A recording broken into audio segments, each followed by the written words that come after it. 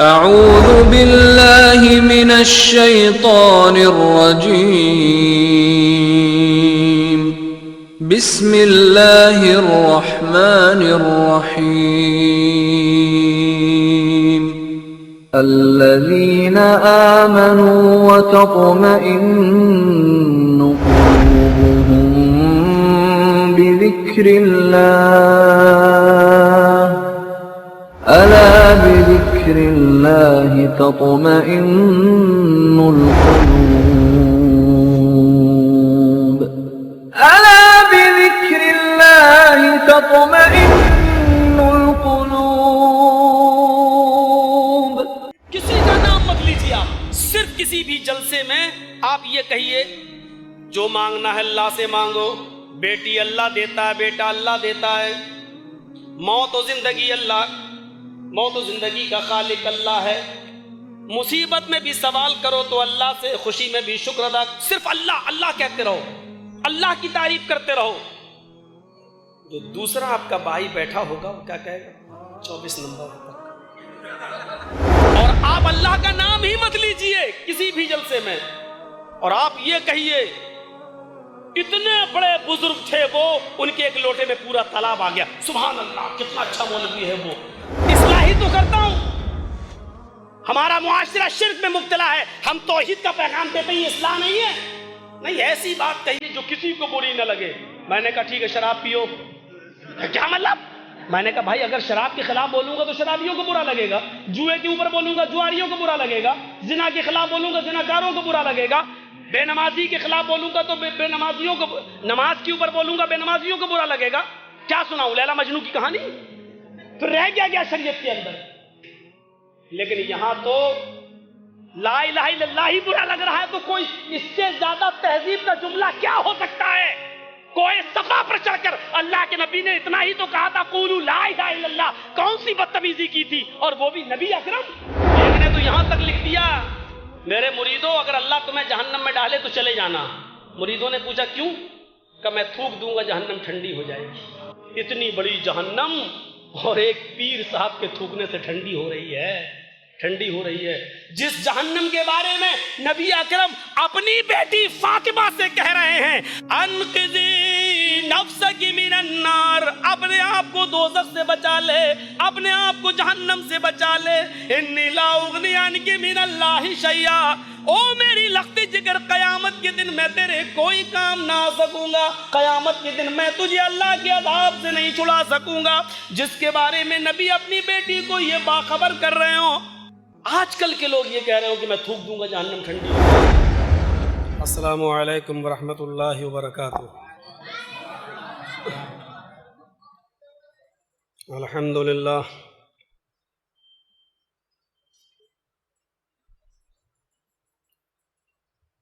الحمدللہ نحمدہ ونستعینہ ونستغفرہ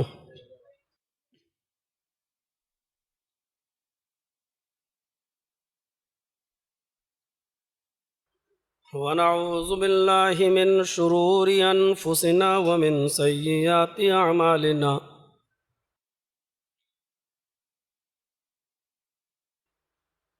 من يهد الله فلا مضل له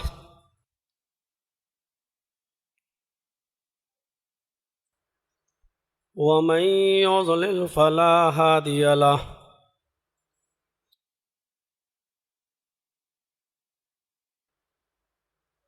وأشهد أن لا إله إلا الله وحده لا شريك له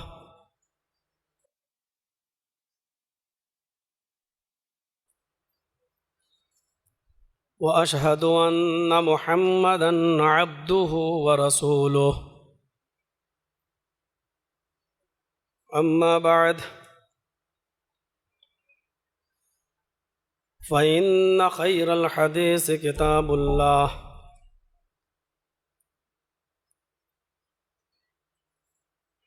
وخير الهدي هدي محمد صلى الله عليه وسلم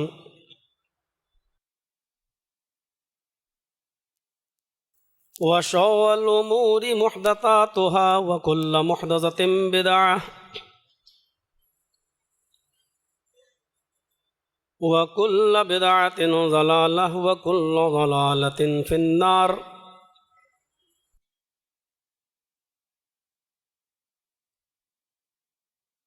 أعوذ بالله من الشيطان الرجيم. بسم الله الرحمن الرحيم.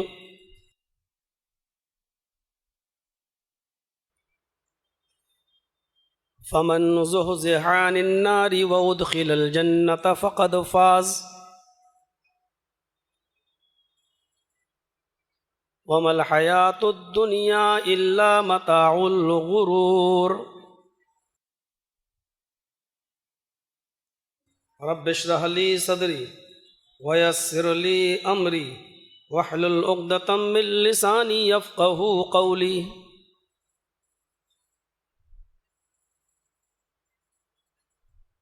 حمد و ثنا، تعریف و توصیف، کبریائی اور بڑائی لائق اور سزاوار ہے اللہ وحدہ لا شریک کے لیے، جو ہم سب کا خالق حقیقی ہے،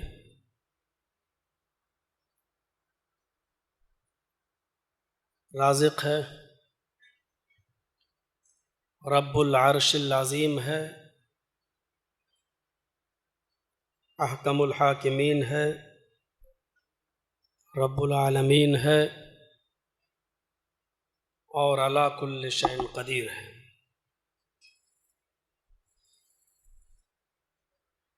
جس کی بے شمار نعمتیں ہمیں اور آپ کو نصیب ہوئی ہیں، انہی نعمتوں میں ایک نعمت یہ ہے کہ اس نے ہمیں اور آپ کو انسان بنایا، مسلمان بنایا، محمد رسول اللہ صلی اللہ علیہ وسلم کا امتی ہونے کا شرف بخشا، قرآن کریم جیسی ایک انٹرنیشنل گائیڈ بک، دستور الحیات، ایک بین الاقوامی کتاب اس نے ہمیں اور آپ کو عطا فرمائی۔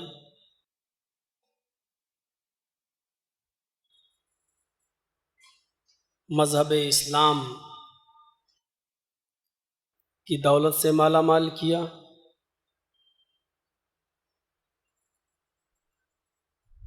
اور مقدس مہینہ جس نے ہمیں اور آپ کو رمضان المبارک کا عطا فرمایا، اللہ تعالی ہم سب کو اس مہینے کی قدر کرنے کی توفیق عطا فرمائے۔ یقیناً یہ وہ نعمتیں ہیں اور ان گنت، جس کو شمار نہیں کیا جا سکتا ہے۔ ان تعدوا نعمت اللہ لا تحصوها، میرے بندو اگر تم میری نعمتوں کو گننا چاہو، شمار کرنا چاہو تو یہ تمہارے بس میں نہیں، تم ایسا نہیں کر سکتے۔ اس نے ہمیں اور آپ کو ایسی نعمتیں عطا فرمائی۔ اللہ تعالیٰ سے یہ بھی دعا کیجیے کہ اللہ تعالیٰ ہمیں ان نعمتوں کے بدلے میں اس کا شکر ادا کرنے کی توفیق عطا فرمائے۔ حیدرآباد کی سرزمین ہمارے لیے کوئی نئی نہیں ہے، پہلے بھی آتا تھا، 10-12 سال پہلے بھی آیا، 3-4 سال قبل بھی آیا۔ انسان کی اپنی مصروفیتیں ہوتی ہیں جس کی وجہ سے پھر کچھ کٹ گیا، نہیں آ سکا، پھر ذمہ داریوں کا بوجھ کاندھوں پہ ڈالا گیا تو پھر آنا ہوا، اور اسی بہانے سے آپ سے ملاقات ہو جاتی ہے۔ اور یہ کچھ نہیں، صرف وہی کتاب و سنت کی برکت ہے، کتاب و سنت کا علم ہے جو ہمیں اور آپ کو ایک دوسرے کا ہمدرد، غمخوار بنائے ہوئے ہے۔ وہی تڑپ آپ کو یہاں کھینچ کے لاتی ہے کہ کچھ صحیح باتیں کتاب و سنت پر مبنی ہمیں اور آپ کو ملیں. اللہ تعالیٰ سے دعا ہے کہ جو باتیں کہی جا رہی ہیں ان باتوں پر کہنے والے کو بھی اور سننے والوں کو سبھی کو عمل کرنے کی پوری توفیق عطا فرما. مجھے معلوم ہے آپ کا شوق، اگر میں نماز فجر تک بھی بولوں تو آپ لوگ اٹھ کے نہیں جائیں گے.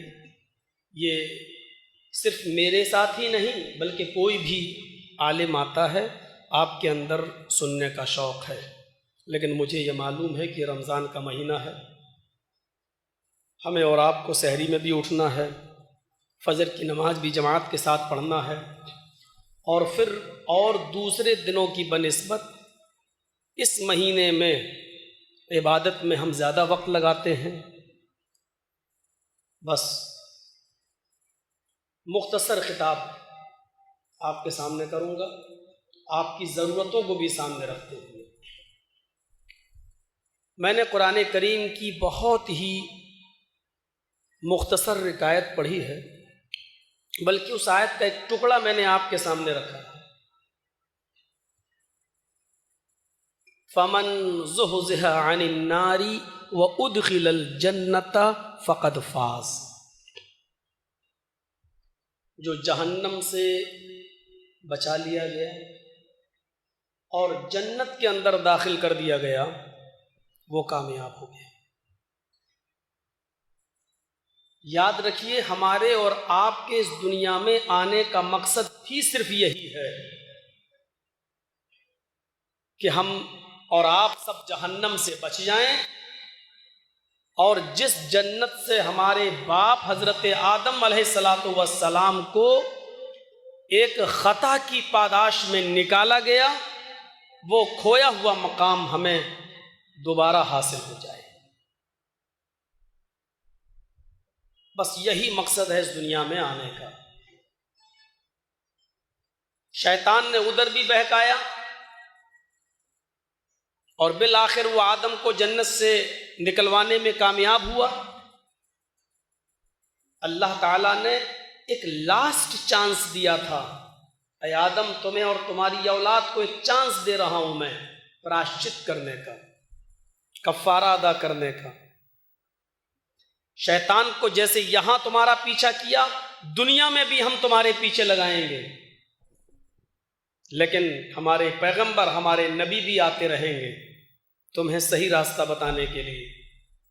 اگر تم نے اور تمہاری اولاد نے اب دوبارہ شیطان کے بہکاوے میں نہیں آئے اور اس کو اپنا کھلا ہوا دشمن سمجھا اور اس کی ہر قدم پر مخالفت کرتے رہے اور ہمارے بھیجے ہوئے نبیوں اور رسولوں کے بتائے ہوئے طریقے پر چلتے رہے، تو ہم وعدہ کرتے ہیں تم سے اور تمہاری اولاد سے وہ کھویا ہوا مقام ہم تمہیں دوبارہ واپس کر دیں گے جس مقام سے ہم تمہیں نکال رہے ہیں.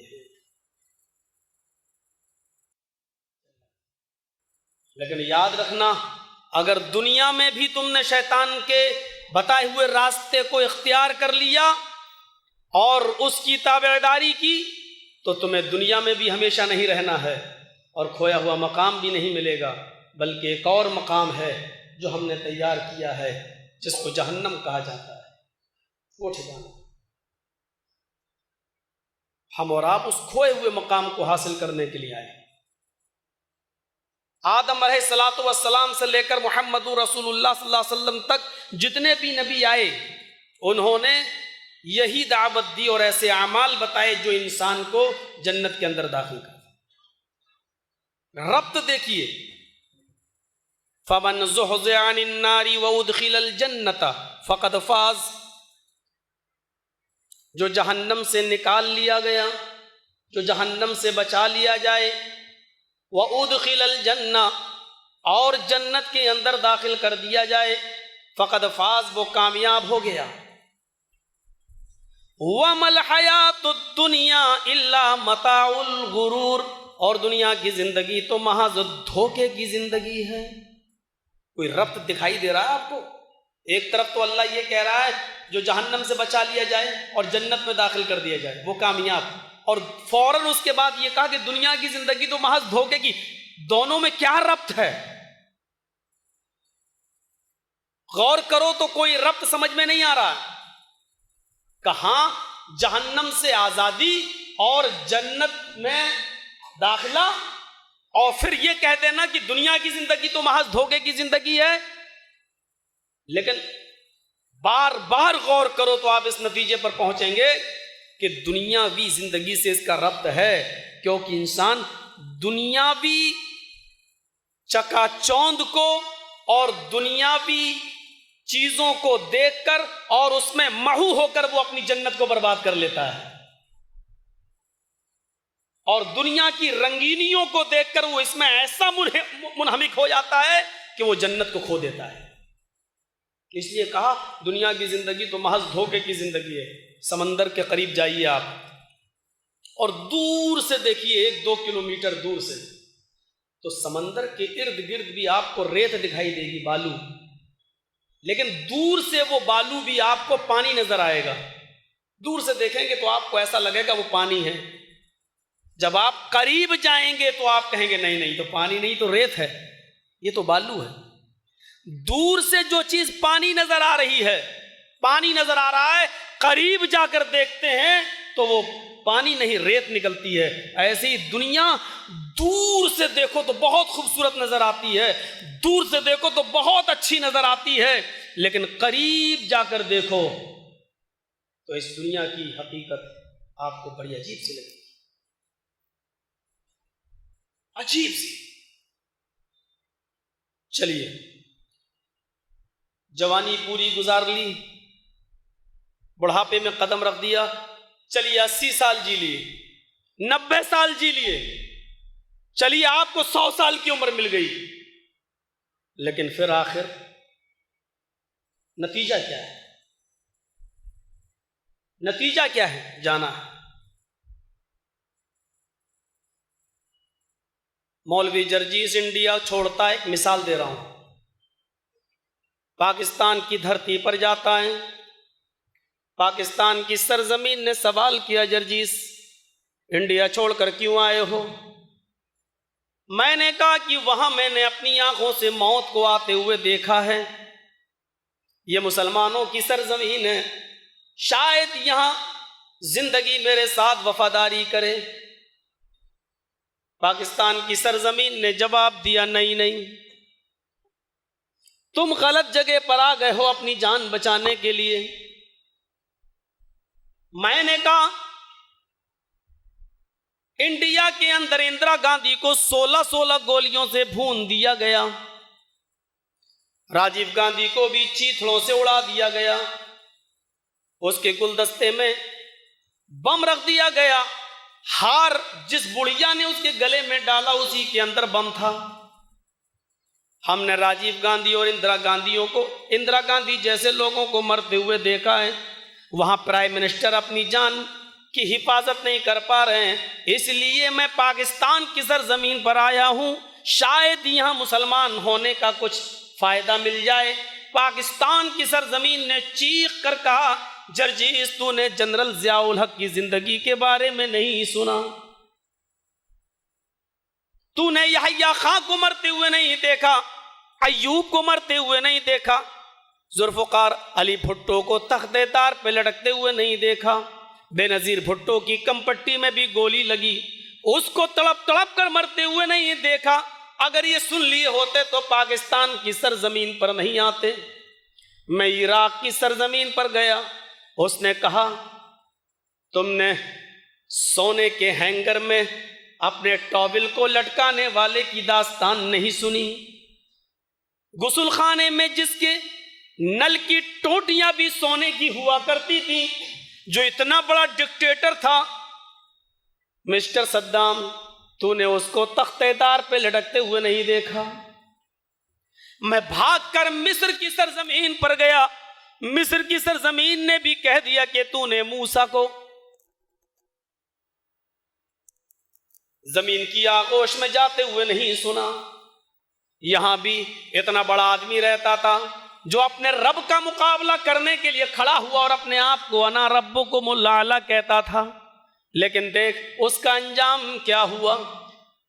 کل ملا کر ساری زمینوں نے مجھے یہ جواب دیا ہے کہ جان بچانا ہے تو سعودیہ کی سرزمین پر چلے جاؤ.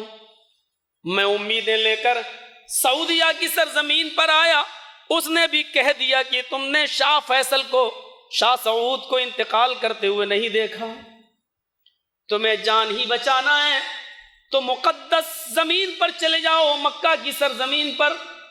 میں مکہ کی سرزمین پر گیا، احرام بھی باندھا، عمرہ کیا، طواف کیا، سوچنے لگا کہ مکے کی سرزمین سے بھیک مانگوں گا زمین اپنی زندگی کی، لیکن وہاں جتنے دن قیام کیا، ہر نماز کے بعد اعلان ہوتا ہے کہ کچھ جنازے آئے ہوئے ہیں، نماز پڑھی جائے گی۔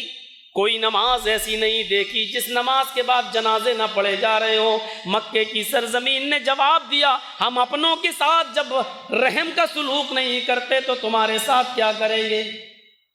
بھاگ کر مقدس سرزمین پر مدینے گیا، مدینے کی سرزمین نے بھی جواب دے دیا، اگر ہمیں وفاداری کرنا ہوتی تو سب سے زیادہ وفاداری کا حقدار تو جناب محمد رسول اللہ تھے، ہم نے اپنی آغوش میں جناب محمد رسول اللہ کو بھی لے لیا۔ تم ہو کہاں کی چیز، تم ہو کس کھیت کی مولی؟ ہم نے کسی کے ساتھ وفاداری نہیں کی۔ میں مجبور ہو کر قرآن ہاتھ میں لے کر بیٹھ گیا اور اسی مسجد نبوی میں اپنی موت سے بچنے کا اور زندگی کو تلاش کرنے کا راستہ ڈھونڈنے لگا، لیکن قرآن نے بھی چیخ کر اعلان کر دیا، اینما تکونوا یدرککم الموت ولو کنتم فی بروج مشیدہ۔ تم بڑے بڑے قلعوں میں چلے جاؤ، اونچے اونچے ستونوں میں چلے جاؤ، پہاڑوں کی بلندیوں پہ چڑھ جاؤ یا سمندر کی آغوش میں چلے جاؤ، موت تمہیں ادھر بھی جکڑ لے گی، اپنے آہنی پنجے تمہیں موت، اپنے آہنی پنجے ادھر بھی چبھو دے گی،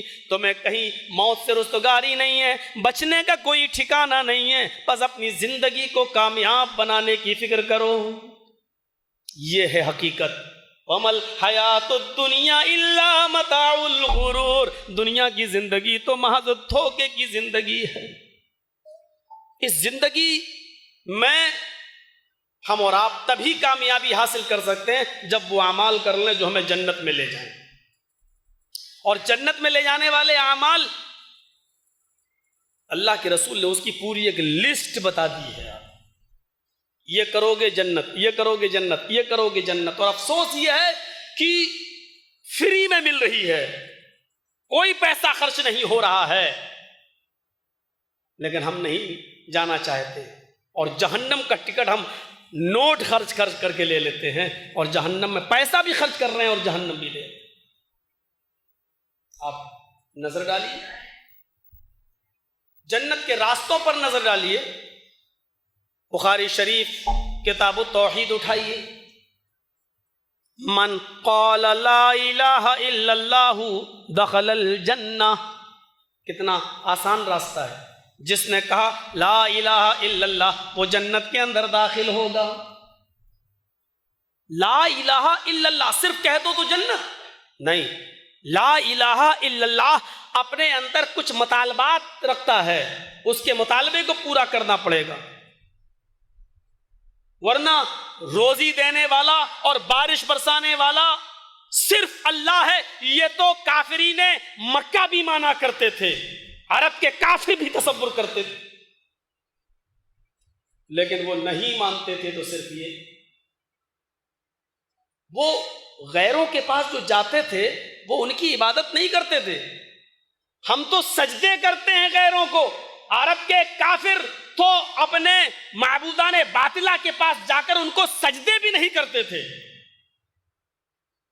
ان کے سامنے جھکتے بھی نہیں تھے، وہ تو صرف اتنا کہتے تھے یہ ہمارے سفارشی ہیں، میری دعائیں اللہ تک لے جاتے ہیں، بس ہؤلاء شفعاؤنا عند اللہ، یہ تو اللہ کے پاس ہماری سفارش لے کے جاتے ہیں۔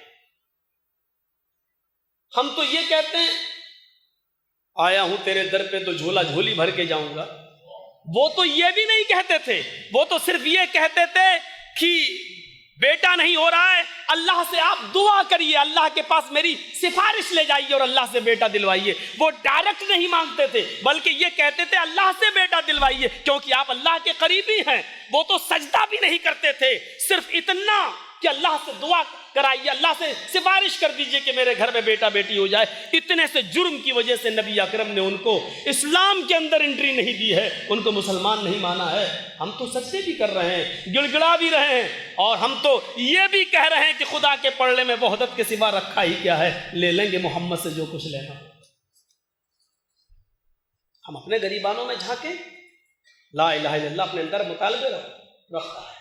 من قال لا الہ الا اللہ دخل الجنہ، جس نے لا الہ الا اللہ کا وہ جنت کے اندر داخل ہوگا. پہلا راستہ. دوسرا، من مات لا یشرک باللہ شیئا دخل الجنہ، یہ بھی بخاری کی روایت. جس کی موت اس حال میں ہوئی کہ وہ اللہ کے ساتھ کسی کو شریک نہیں کرتا تھا، وہ بھی جنت میں. دوسرا راستہ، جس کی موت اس حال میں ہوئی کہ وہ اللہ کے ساتھ کسی کو شریک نہیں کرتا تھا تو یہ بھی جنتی. ہاں کچھ گناہگار تھا، جوا کھیلتا تھا، شراب پیتا تھا، زنا بھی ہو گیا، تو کیا شرک نہیں کرنے کی وجہ سے جنت میں چلا جائے گا؟ محدثین نے یہی لکھا ہے کہ اگر توحید پر مرا ہے، شرک نہیں کرتا تھا تو وہ جنت کے اندر جائے گا. یہ الگ بات ہے کہ اپنے ان گناہوں کی سزا پہلے وہ جہنم میں بھگتے گا، لیکن بالآخر نکالا جائے گا، کیونکہ وہ اللہ کے ساتھ کسی کو شریک نہیں کرتا تھا، اور اس کو توحید کی برکت سے جنت ملے گی اپنے گناہوں کی سزا پانے کے بعد، لیکن ملے گی. یہ ہے توحید کا فائدہ. اور شرک کا نقصان یہ ہے کہ وہ آدمی کبھی جنت میں جائے گا ہی نہیں. توحید کا، شرک کا سب سے بڑا نقصان بتاؤں آپ کو. آپ کسی بھی جلسے میں صرف آپ کسی کا نام مت لیجیے. میں پہلے بہت نام لیتا تھا، اب چھوڑ دیا.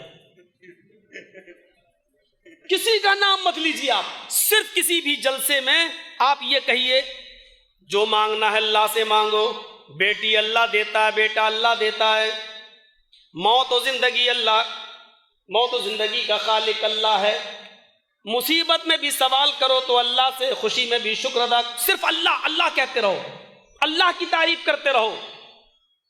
جو دوسرا آپ کا بھائی بیٹھا ہوگا وہ کیا کہے گا؟ 24 نمبر ہے پکا. دیکھیے آپ کسی کا نام نہیں لے رہے ہیں، صرف یہ کہہ رہے ہیں کہ اللہ ہر چیز پر قادر ہے، بیٹا وہ دیتا ہے، بیٹی وہ دیتا ہے، وہ چاہے نہ دے تو دنیا کی کوئی طاقت. آپ کسی کا نام مت لیجئے، صرف اتنا کہیے اللہم لا مانع لما اعطیت ولا معطی لما منعت. وہ جس کو دینا چاہے کائنات کی کوئی طاقت اس سے چھین نہیں سکتی، اور جس سے چھین لے کائنات کی کوئی طاقت اس کو دے نہیں سکتی. صرف اتنا کہیے. دوسرا آدمی کیا کہے گا؟ بہت بڑا پاگل مولوی ہے، 24 نمبری ہے، وہابی ہے، صرف اللہ ہی اللہ کہہ رہا ہے. یہ شرک کا سب سے بڑا نقصان یہ ہے کہ وہ اللہ کے مقام و مرتبے کو گھٹا دیتا ہے. دیکھ رہے ہیں؟ اور آپ اللہ کا نام ہی مت لیجئے کسی بھی جلسے میں، اور آپ یہ کہیے اتنے بڑے بزرگ تھے وہ، ان کے ایک لوٹے میں پورا تالاب آ گیا، سبحان اللہ کتنا اچھا مولوی ہے وہ. آپ اللہ کی تعریف نہیں کر رہے ہیں، صرف کسی کی کرامت بیان کر رہے ہیں. تو آپ دیکھ جائیے اور دیکھ لیجئے آپ دنیا کے سب سے بڑے مولوی ہیں، چاہے آپ کو کچھ نہ آتا ہو. آپ کائنات کے سب سے بڑے مولوی ہیں، اور آپ سب سے بڑے مذہب کی پاسبانی کر رہے ہیں. یہ شرک کا سب سے بڑا نقصان ہے کہ وہ بزرگوں کو اللہ کی کرسی پہ بٹھا دیتا ہے، اور شرک کا سب سے بڑا نقصان یہ ہے کہ وہ اللہ کے مقام اور مرتبے کو انسان کی نظر میں گھٹا دیتا ہے. یہ شرک کا نقصان بھی دکھا دیا میں نے، اللہ کے مقام کو گھٹا دیتا ہے اور ایک مخلوق کے مقام کو اللہ کے مقام پر بٹھا دیتا ہے. یہ شرک کا سب سے بڑا نقصان. من مات لا یشرک باللہ شیئا دخل الجنہ، جو اس حال میں مرا کہ وہ اللہ کے ساتھ کسی کو شریک نہیں کرتا تھا تو وہ جنت کے اندر داخل ہوگا. دوسرا راستہ. تیسرا راستہ، من کان آخر کلامہ لا الہ الا اللہ دخل الجنہ. یہ حدیث بھی بخاری کے اندر ہے. جو مرض الموت میں مبتلا ہے اور اس کی زبان سے آخری جملہ لا الہ الا اللہ نکلا اور لا الہ الا اللہ کہتے ہی وہ انتقال کر گیا، تو جس کی زبان سے لا الہ الا اللہ نکلا وہ جنت کے اندر داخل ہوگا. اسی لیے فرمایا جب تم کسی مریض کے پاس جاؤ اور وہ بالکل موت کے قریب ہو تو وہاں اس کے پاس بیٹھ کر جتنے بھی لوگ اس کو دیکھنے گئے بیٹھ کر زور سے اس کے سامنے پڑھیں لا الہ الا اللہ لا الہ الا اللہ لا الہ الا اللہ. شاید تمہاری زبان سے نکلنے والے جملوں کو سن کر وہ بھی پڑھنے لگے لا الہ الا اللہ. بہت سے جاہل لوگ کیا کرتے ہیں اس کے پاس بیٹھ کر اس سے کہتے ہیں پڑھ پڑھ. گھر والوں سے کہتے ہیں آخری وقت ہے کلمہ پڑھوا لے. یہ سب سے بڑی جہالت ہے. لقنوا موتاکم، بخاری میں آیا اپنے قریب مرنے کے قریب جو لوگ ہیں ان کے پاس بیٹھ کر تلقین کرو. تلقین کا مطلب یہ نہیں ہے کہ اس کو کہو، تلقین کا مطلب یہ ہے کہ خود اس کے پاس بیٹھ کر پڑھو زور سے، کیونکہ اس وقت اس کو غصہ بھی آ سکتا ہے، شیطان بھی اس کے پاس موجود ہوتا ہے. اور اگر آپ کہہ رہے ہیں پڑھ لا الہ الا اللہ اور کہیں غصے میں اس نے کہہ دیا نہیں پڑھوں گا، بھاگ، کیا کرو گے آپ؟ اور اسی حال میں وہ مر گیا تو کس حال میں اس کی موت ہوگی؟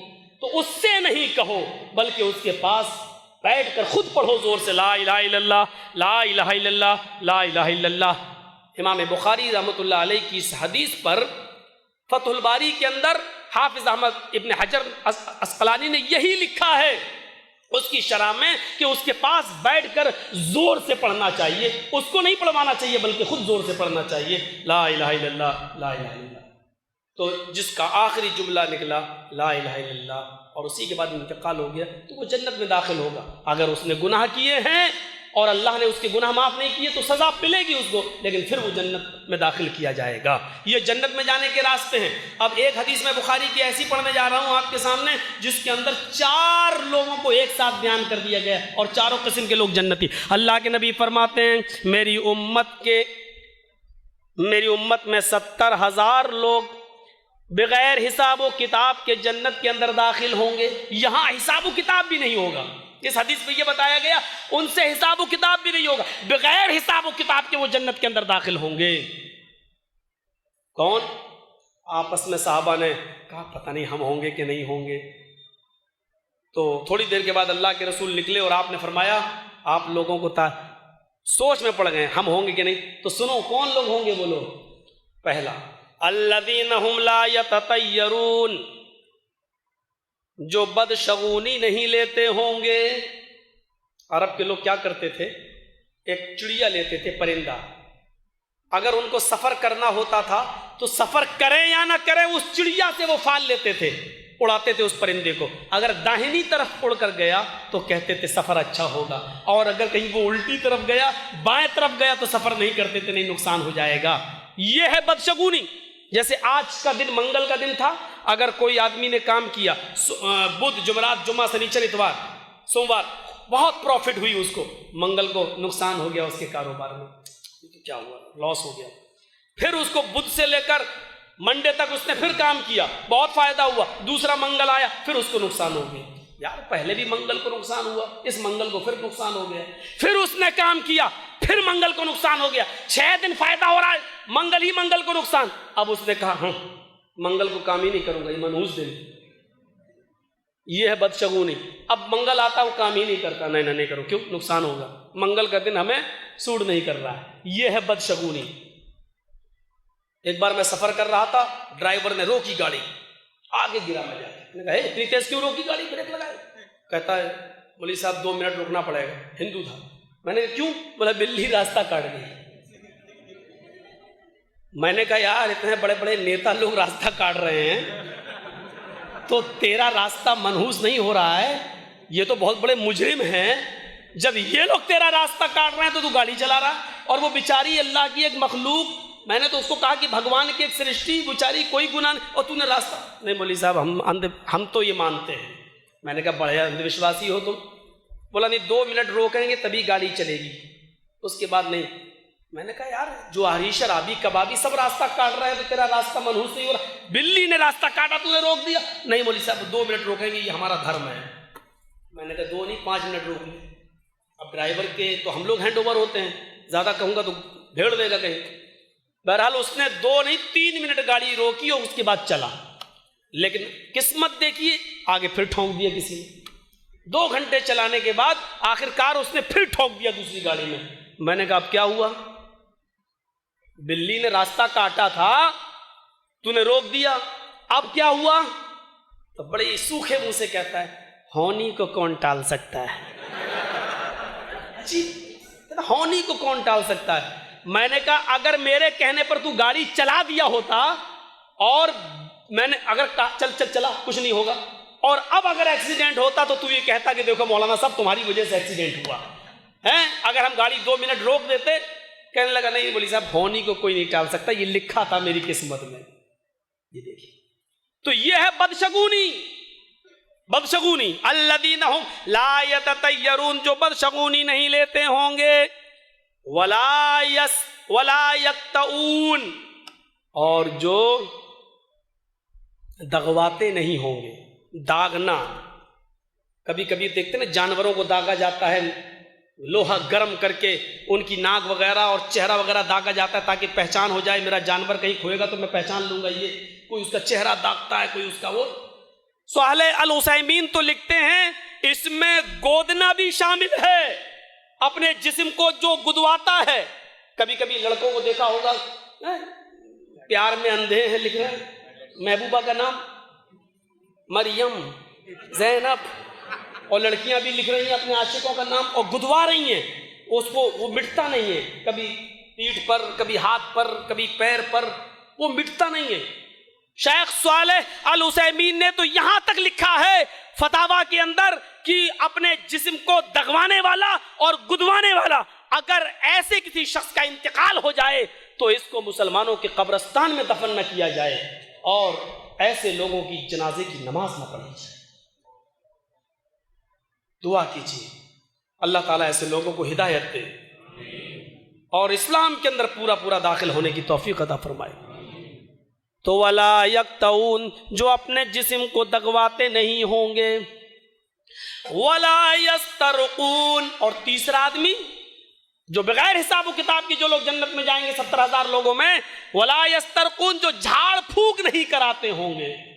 ایک بات بتا دوں، جھاڑ پھونک قرآنی آیات سے اگر دم کیا جائے تو جائز ہے، سورہ فاتحہ وغیرہ پڑھ کے دم کیا جائے، معوذتین وغیرہ پڑھ کے دم کیا جائے تو جائز ہے، لیکن اگر کوئی شخص اللہ پر بھروسہ کر کے کسی بیماری پر جھاڑ پھونک بھی نہ کرائے اور یہ کہے کہ اللہ نے بیمار کیا وہی شفا دے اور اللہ کے سپرد کر دے اس بیماری کو، تو یہ اور افضل کام ہے۔ اور یہاں اسی چیز کو کہا گیا ہے ولا یسترقون، جو بیماری کو اللہ کے بھروسے پر سپرد کر دیتے ہیں اور جھاڑ پھونک نہیں کراتے ہیں، یہ لوگ بھی بغیر حساب و کتاب کے جنت میں جانے والے لوگوں میں سے ہوں گے۔ ولا وعلی ربہم یتوکلون، اور جو اپنے رب پر بھروسہ کرتے ہوں، جن کا ایمان، جن کا توکل، جن کا بھروسہ صرف اللہ کی ذات پر ہوگا۔ یہ 4 قسم کے لوگوں کے بارے میں بتایا، یہ بغیر حساب و کتاب کے جنت میں جانے والے لوگوں میں سے ہوں گے۔ 70,000 لوگ جو جائیں گے ان میں یہ لوگ بھی شامل ہیں۔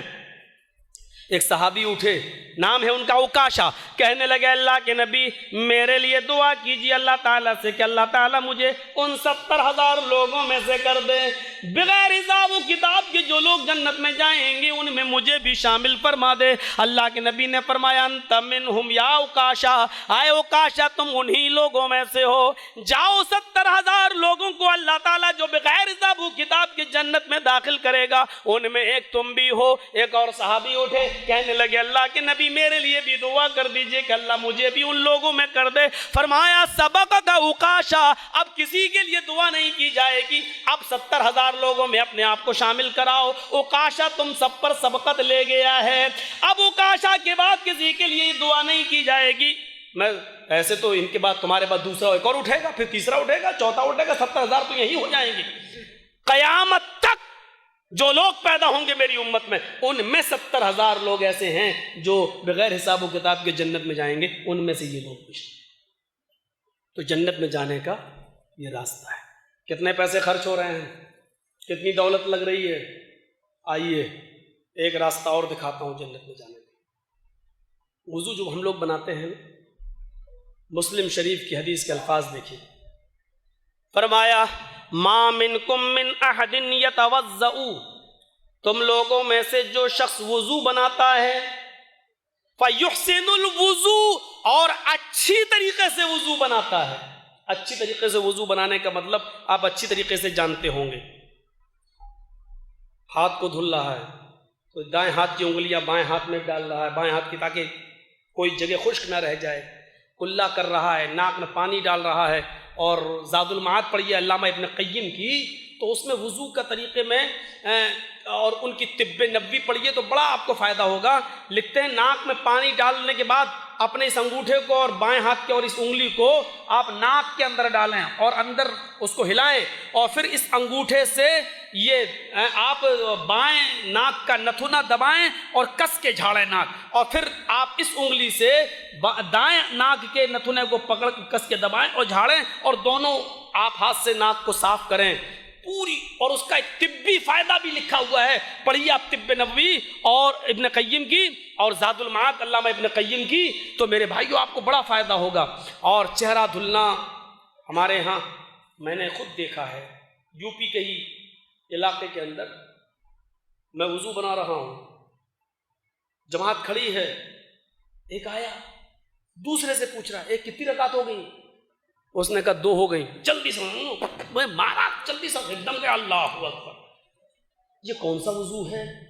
اس نے سوچا 2 نکل گئی، ایک اور نکل جائے گی، کم سے کم چوتھی تو نہ نکلے، اتنی جلدی اس نے وضو بنایا ہے اور بھاگا۔ تو یہ اچھے وضو میں، اچھی طریقے سے وضو میں شامل نہیں ہے۔ آپ اچھی طریقے سے وضو بنائیں، جو رکعت مل رہی ہے پڑھ لیں، جو فوت ہو رہی چھوٹ رہی بعد میں اس کو پورا کر لیں، لیکن اس کے لیے آپ ناقص وضو نہ بنائیں۔ فرمایا جس نے اچھی طریقے سے وضو بنایا، فَيُحْسِنُ الْوُضُوء، اچھی طریقے سے بنایا، اور اس کے بعد اس نے یہ دعا پڑھ لی، مسلم شریف میں جو دعا آ رہی ہے وہ سنیے، جس نے یہ دعا پڑھ لی اشہد ان لا الہ الا اللہ واشہد ان محمدً عبدہ ورسولہ، بس مسلم شریف کے اندر اتنی ہی دعا ہے۔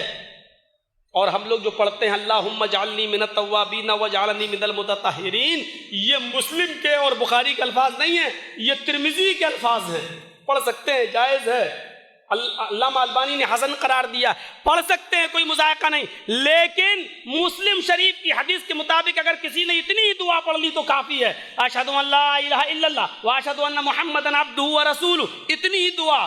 کیا فرمایا اللہ کے نبی نے؟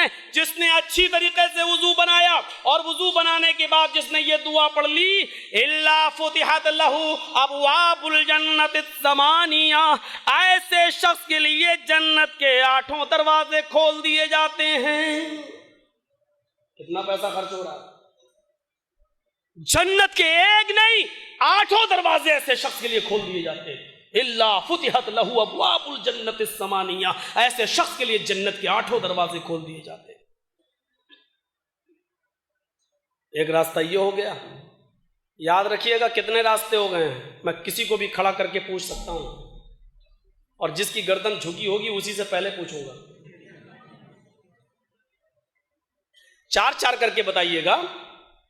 شروع میں 3 بتائے، شروع میں جس نے لا الہ الا اللہ کہا وہ جنتی، جس کا نمبر 2 جس کا انتقال اس حال میں ہوا کہ وہ اللہ کے ساتھ کسی کو شریک نہیں کرتا تھا وہ جنتی، نمبر 3 جس کی زبان سے آخری جملہ لا الہ الا اللہ نکلا اور مر گیا وہ جنتی۔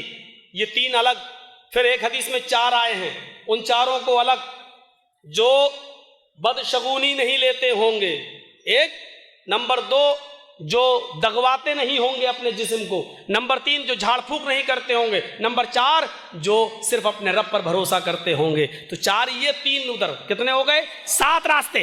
8واں راستہ یہ ہے کہ جس نے اچھی طریقے سے وضو بنایا اور وضو بنانے کے بعد جس نے یہ دعا پڑھ لی اشہد ان لا الہ الا اللہ واشہد ان محمدً عبدہ ورسولہ، اس کے لیے جنت کے 8 دروازے کھول دیے جاتے ہیں۔ 8 دروازے، 8 راستے۔ 9 نمبر پہ دیکھیے آپ، گھبرائیے نہیں، آگے چل کے میں خود بھول جاؤں گا۔ سنیے ایک اور راستہ، اللہ کے نبی فرماتے، حدیث بخاری کی، اذا قال المؤذن اللہ اکبر اللہ اکبر فقولوا اللہ اکبر اللہ اکبر، جب مؤذن کہے اللہ اکبر تو تم بھی کہو اللہ اکبر اللہ اکبر۔ ہم جن کو آسان سمجھتے ہیں نا، مؤذن اذان دے رہا، ہم چائے کی ہوٹلوں میں بیٹھے، چلو اذان ہو رہی ہے ابھی تو 15 منٹ ہے جماعت میں، لیکن جس نیکی کو ہم کم سمجھتے ہیں اس نیکی کا اجر کتنا بڑا ہے۔ اذا قال المؤذن اللہ اکبر، جب مؤذن کہے اللہ اکبر تو تم بھی کہو اللہ اکبر۔ وَإِذَا قَالَ الْمُؤَذِّنُ أَشْهَدُ أَن لَّا إِلَٰهَ إِلَّا اللَّهُ، جب مؤذن کہے اشہد ان لا الہ الا اللہ تو تم بھی کہو اشہد ان لا الہ الا اللہ۔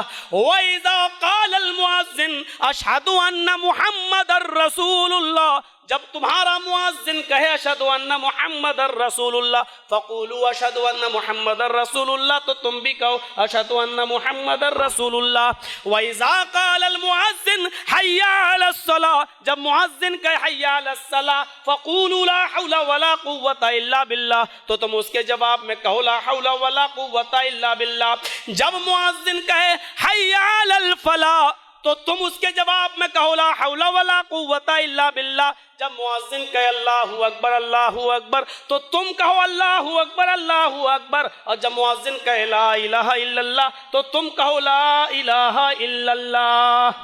جس نے مؤذن کے اذان کے کلمات دہرائے اور اس کے بعد یہ دعا پڑھی، دیکھیے یہ نہیں کہا جب مؤذن کہے اللہ اکبر تو تم کہو اللہ اکبر، جب مؤذن کہے اشہد ان لا الہ الا اللہ تو تم بھی کہو اشہد ان لا الہ الا اللہ، اور جب مؤذن کہے اشہد ان محمد رسول اللہ تو تم دونوں انگوٹھے چومو۔ یہ سب نہیں، بخاری کی حدیث ہے، کلیئر ہے، جب یہ کہے تو یہ کہو، جب یہ کہے تو یہ کہو، جب یہ کہے تو یہ کہو۔ اور لاسٹ میں کیا کہا؟ جس نے مؤذن کے اذان کے کلمات دہرائے اور اس کے بعد یہ دعا پڑھی، اور دعا بھی کون سی بتائی؟ اللہم رب هذه الدعوة التامة والصلاة القائمة آت محمدا الوسیلہ والفضیلہ وابعثه مقاما محمودا الذی وعدتہ۔ بس امام بخاری اتنی دعا لائے ہیں، اتنی دعا، یہاں صحیح حدیث سے اتنی دعا ثابت ہے، لیکن یہاں کیا پڑھا جاتا ہے؟ آتی محمد الوسیلہ والفضیلہ والدرجۃ الرفیعہ۔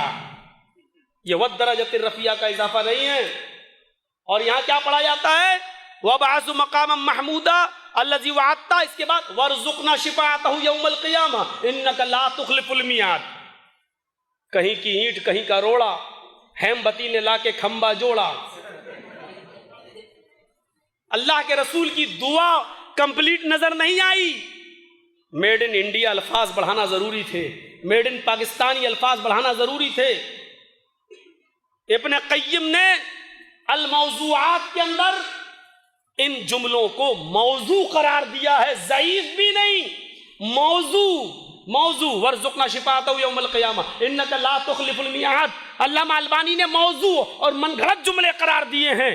علامہ ابن قیم نے الموضوعات کے اندر اس کو موضوع یعنی من گھڑت جملے قرار دیے ہیں، یہ حدیث سے ثابت ہی نہیں ہے۔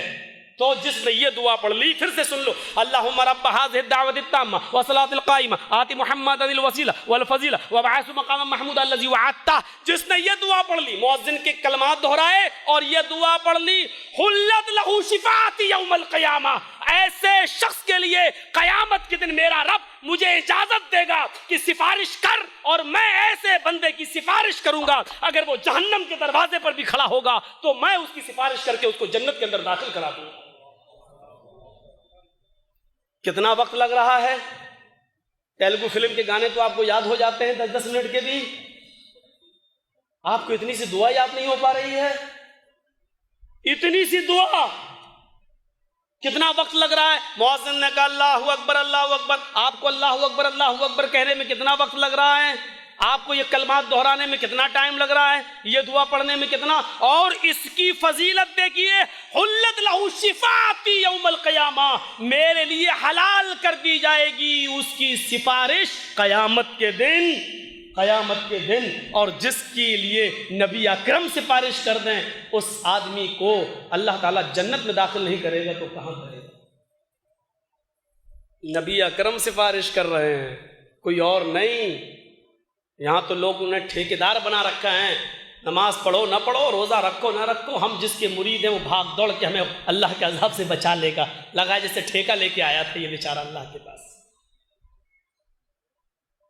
ایک نے تو یہاں تک لکھ دیا، میرے مریدوں اگر اللہ تمہیں جہنم میں ڈالے تو چلے جانا۔ مریدوں نے پوچھا کیوں؟ کہ میں تھوک دوں گا جہنم ٹھنڈی ہو جائے گی۔ ایسے کیسے؟ ایسا لگ رہا تھا جیسے کچھ چٹکلوں کی کتاب پڑھ رہا ہوں، میں لطیفے پڑھ رہا ہوں، جیسے آج کل چٹکلوں کی کتابیں بکتی ہیں نا، عجیب مسئلہ ہے. اللہ تعالیٰ تمہیں جہنم میں ڈالے تو چلے جانا. مریدوں نے کہا کیوں؟ کہا میں تھوک دوں گا جہنم ٹھنڈی ہو جائے گی. اتنی بڑی جہنم اور ایک پیر صاحب کے تھوکنے سے ٹھنڈی ہو رہی ہے، ٹھنڈی ہو رہی ہے.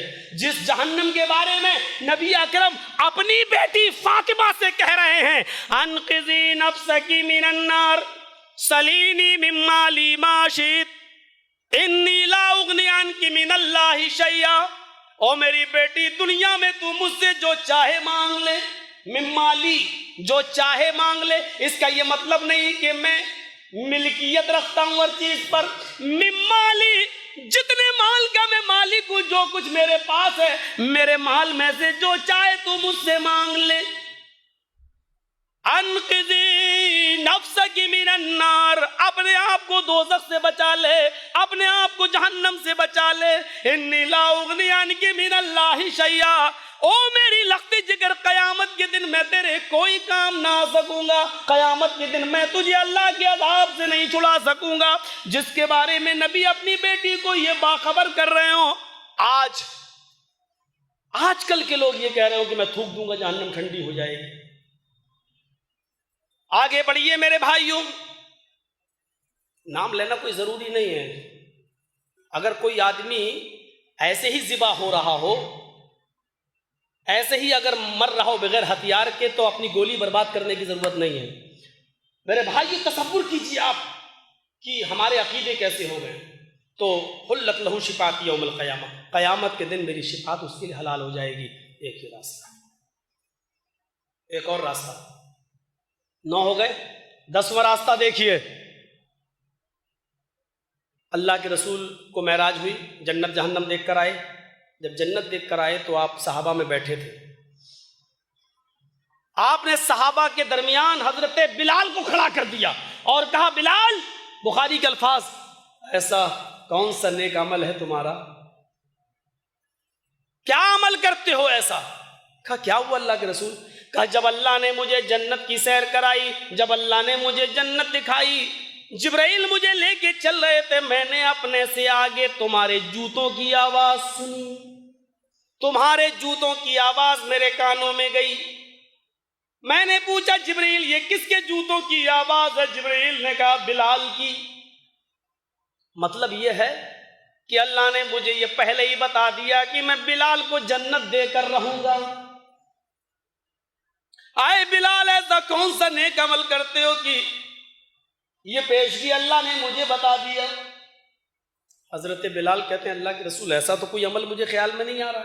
جو سب کرتے ہیں اتنا میں بھی کرتا ہوں، لیکن ہاں ایک عمل ایسا ہے جو اور لوگوں کو کرتے ہوئے نہیں دیکھتا ہوں، یہ عمل بھی جنت میں لے جانے والا. کہا کیا؟ نبی اکرم پوچھ رہے ہیں کیا؟ لوگ عالم الغیب کے فتوے لگائے بیٹھے ہیں. آئے بلال ایسا کون سا عمل ہے؟ کہا مجھے تو کچھ نہیں دکھ رہا، لیکن ہاں ایک ہے جو اور لوگ نہیں کرتے شاید وہ. کہا کیا؟ جلدی بتاؤ. کہا اللہ کے نبی میں بغیر وضو کے کبھی نہیں رہتا. جب بھی میرا وضو ٹوٹتا ہے میں فوراً وضو بنا لیتا ہوں. کبھی پیشاب لیٹرین قضاء حاجت کے لیے گیا، فوراً وضو بنا لیا. ہوا خارج ہوئی، فوراً وضو بنا لیا. اور اے اللہ کے نبی جب بھی میں وضو بناتا ہوں تو جتنی اللہ مجھے طاقت دیتا ہے میں نوافل اتنی ضرور پڑھ لیتا ہوں. کبھی 2، کبھی 4، 6، 8 جیسا وقت ہوتا ہے، میری سہولت جیسی ہوتی ہے میں اتنی نوافل کا اہتمام کرتا ہوں. فرمایا بس اے بلال بس یہی وہ عمل ہے جو تجھے جنت میں لے کر گیا ہے، یہی وہ عمل ہے جس نے تمہیں اور دوسرے صحابہ سے ممتاز کر دیا ہے. یہ حدیث کتنے بخاری کے الفاظ ہیں. امام احمد اپنی مسند کے اندر یہ الفاظ تھوڑا زیادہ کر دیے ہیں. وہیں پر عرب کے وہیں پر کچھ لوگ بڑے بڑے رئیس و چودھری بیٹھے ہوئے تھے، ان میں سے کچھ لوگ اٹھتے ہیں اور ایک ایک کر کے حضرت بلال سے کہنے لگے اے بلال تمہاری شکل و صورت دیکھ کر کوئی لڑکی تم سے نکاح کرنے کے لیے تیار نہیں ہوتی ہے. تم جس کو پیغام نکاح دیتے ہو لڑکی اس کو ٹھکرا دیتی ہے. تمہاری شکل و खूबसूरत देखकर, लेकिन मेरे घर चलो, मैं यहाँ का रईस हूँ, मैं यहाँ का चौधरी हूँ, सरमायादार हूँ। आए बिलाल, मेरे पास चांद जैसी खूबसूरत बेटी है, बड़ी हसीन और जमील लड़की है, मेरी बेटी बालिग भी हो चुकी है। आए बिलाल, एक नजर मेरी बेटी पे नजर डाल दो, अगर पसंद आ जाए तो मैं अपनी बेटी का निकाह तुम्हारे साथ कर देता हूँ। आए बिलाल, अगर मेरी बेटी तुम्हारे निकाह में चली गई तो शायद मेरी बेटी की भी आकीबत सवर जाए और वो भी जन्नत जैसे अमल करने लगे, वो भी तुम्हारी सोहबत में नेक अमल करने वाली बन जाए और दीनदार लड़के के साथ अपनी बेटी का निकाह करने के एवज अल्लाह मुझे भी जन्नत दे दे। आए बिलाल, चलो एक नजर मेरी बेटी पे डाल लो। क्या हुआ करता था, मेरा मौजू नहीं है शादी ब्याह के ताल्लुक से, वरना इस पर थोड़ी सी और लंबकुशाई करता। मेरे भाइयों, जरा तसव्वुर करो, हजरत बिलाल की इस अमल पर एक दौलतमंद और अमीर लोग खड़े हो रहे हैं और कह रहे हैं मेरे घर, यहां तो अपनी बेटियों का निकाह करते हैं और बहनों का तो ये नहीं देखते हैं कि लड़के का मसलक क्या है, उसका मकतबे फिक्र क्या है, वो किस जगह जा रही है मेरी बहन और मेरी बेटी। हम ये नहीं देखते, बस प्रॉपर्टी है कि नहीं, डीलर है, बिजनेस का क्या काम करता है। सुलेमान तैमी एक बहुत बड़े ताबई गुजरे, जब उनके इंतकाल का वक्त आया तो वो रोने लगे। लोगों ने कहा क्यों रो रहे हो, आज अगर तुम्हारी बारी है तो कल मेरी भी बारी है। ये तो ऐसी जिंदगी का सफर तो वो सफर है कि जिसका आखिरी स्टेशन तो मौत ही है। तो मौत से डर रहे हो? कहते हैं नहीं। सुलेमान तैमी का जवाब सुनो, नहीं मैं मौत से नहीं डर रहा हूं, ये तो सब जानते हैं कि एक दिन सबको मरना है, बल्कि आज से 25 साल पहले मुझसे गुनाह हो गया था, आज वो गुनाह मुझे याद आ रहा है, मैं 25 साल से उस गुनाह की तौबा कर रहा हूं, पता नहीं मेरे रब ने मुझे माफ किया होगा या नहीं। उस गुनाह को याद कर करके मैं सोच रहा हूं कि मेरे रब ने मुझे माफ किया होगा या नहीं। पूछा कि कौन सा गुनाह है, क्या गुनाह हुआ था तुमसे कि जिसकी तौबा तुम 25 साल से कर रहे हो? फरमाया मैंने आज से 25 साल पहले एक बिदाती को सलाम कर लिया था। गुनाह क्या बताया? मैंने 25 साल पहले एक बिदाती को सलाम कर लिया था। नबी अकरम ने फरमाया कि बिदाती को अपने घर में पनाह न दो, बिदाती से सलाम न करो, बिदाती को अपने घर में पनाह न दो। मेरे भाइयों, मैं उस गुनाह को याद करके रो रहा हूँ, 25 साल से उसकी तौबा कर रहा हूँ, पता नहीं मेरे रब ने मुझे माफ़ किया होगा या नहीं किया होगा। लोगों ने कहा अल्लाह ताला गफूर रहीम है, सच्चे दिल से तुमने तौबा की, अल्लाह ताला ज़रूर माफ़ कर देगा। उम्मीद रखो, अच्छी उम्मीद। वो एक मर्तबा सलाम कर लिए तो 25 साल से तौबा कर रहे हैं। हम तो अपनी बेटियां दे रहे हैं, हमें क्या करना चाहिए? हम तो अपनी बहनें दे रहे हैं, हमें क्या करना चाहिए? इस मौलवी जर्जीस से पूछो किन किन इलाकों से गुजर हुआ है, कितने पत्थर हमने खाए हैं, कितनी गोलियां मेरे ऊपर चली हैं। मेरे भाइयों, बगल बगल से निकली हैं, शूट किया गया है, बाजुओं से निकली है, लोगों ने मुझे झूठे मुकदमे में भी फंसाने की कोशिश की है। यहां तक कि मेरे भाइयों, मेरे खिलाफ एक लड़की तक को खरीदा गया है और उस तक को बैंक बैलेंस देकर मेरे खिलाफ कोर्ट में बयान तक दिलवाए गए हैं। ये तौहीद का रास्ता है मेरे भाइयों, इसमें आजमाइश की भट्टियों में पिसना पड़ता है, लेकिन ऐसा बहुत कम होता है कि जो मेरे खिलाफ बयान दी उल्टी जेल में चली गई हो। ऐसा बहुत कम होता है, क्योंकि सबूत की अदालत भी इतनी अंधी नहीं होती है, सबूत मांगती है। जब वो सबूत पेश नहीं कर सकी और जिन जिन तारीखों में उसने बताया था उन तारीखों में मेरे प्रोग्राम हर जगह लगे हुए थे, मैंने इश्तिहार पेश कर दिए, मैंने उन लोगों के नंबर दे दिए जिन लोगों ने मेरे प्रोग्राम कराए थे। लेकिन मैं ये बताना चाहता हूँ, ये तौहीद की डगर है, बड़ा खतरनाक रास्ता है, इस पर अगर दिलो गुर्दा मजबूत हो तभी चलिए, वरना तौबा भली है। मेरे भाइयों, बहुत बहुत बड़ी मुसीबतें आती हैं। हम 8-8 दिन जेलों में रहे हैं, मेरे प्यारे साथियों, इसी तौहीद के लिए गए हैं। लेकिन अल्लाह का शुक्र है, बहुत सी जगहों से मुझे बुलाने से जमात के लोगों ने मना भी कर दिया कि इसको मत बुलाओ, ऐसे ऐसे हालात पैदा हो जाएंगे। लेकिन अल्लाह तेरा शुक्र है कि میں فخر سے کہہ سکتا ہوں جیل میں گیا ہوں 8 دن کے لیے گیا ہوں، 10 دن کے لیے گیا ہوں، 20 مرتبہ گیا ہوں، لیکن گیا ہوں تو تیری توحید کے لیے گیا ہوں، کوئی جوئے میں نہیں گیا، شراب میں نہیں گیا، چوری میں نہیں گیا، گیا تو قولوا لا الہ الا اللہ یہ آواز بلند کرنے میں گیا ہوں۔ اور مجھے اپنے جیل میں جانے پر کوئی، میرے بھائیوں ہمیں کوئی دکھ نہیں ہوتا ہے اور کوئی تکلیف نہیں ہوتی ہے۔ کچھ مقدمے تو ایسے ہیں جو ابھی تک چل رہے ہیں میرے اوپر۔ میرے پیارے ساتھیوں، یہ توحید کا راستہ ہے، اس پہ وہی چلے جو جس کا کلیجہ مضبوط ہو، جس کا دل مضبوط ہو۔ بہت سے ایسے لوگ ملیں گے، ہے چپ، تجھے کیا مطلب؟ ایک نے کہا مولوی صاحب آپ بولتے کیوں ہیں اتنے خطرناک؟ میں نے کہا خطرناک کہاں بولتا ہوں؟ کہا کہ آپ اصلاحی باتیں بولیے نا، صرف اصلاح، قرآن حدیث بولیے، آپ کو کیا ضرورت ہے؟ میں نے کہا وہی تو بولتا ہوں، اصلاحی تو کرتا ہوں۔ ہمارا معاشرہ شرک میں مبتلا ہے، ہم توحید کا پیغام دیتے ہیں، اصلاح نہیں ہے۔ نہیں، ایسی بات کہیے جو کسی کو بری نہ لگے۔ میں نے کہا ٹھیک ہے شراب پیو۔ کیا مطلب؟ میں نے کہا بھائی اگر شراب کے خلاف بولوں گا تو شرابیوں کو برا لگے گا، جوئے کے اوپر بولوں گا جواریوں کو برا لگے گا، زنا کے خلاف بولوں گا زناکاروں کو برا لگے گا، بے نمازی کے خلاف بولوں گا تو بے نمازیوں کو، نماز کے اوپر بولوں گا بے نمازیوں کو برا لگے گا۔ کیا سناؤں، لیلا مجنو کی کہانی؟ پھر رہ گیا شریعت کے اندر؟